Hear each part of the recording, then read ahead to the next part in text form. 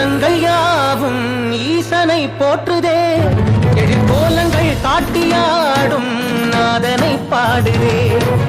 ஆரூரன் தந்த பாடல் அடியாரை போற்றுதே. அதில் காணும் நாயன்மாரின் பக்தியை பாடுதே.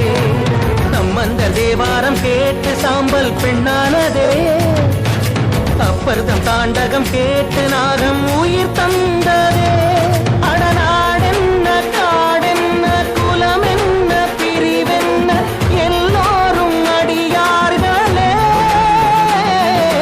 திங்கள் சூடிய நாதனே கங்கை நாடிய வேதனே மங்கை கூடிய பாகனே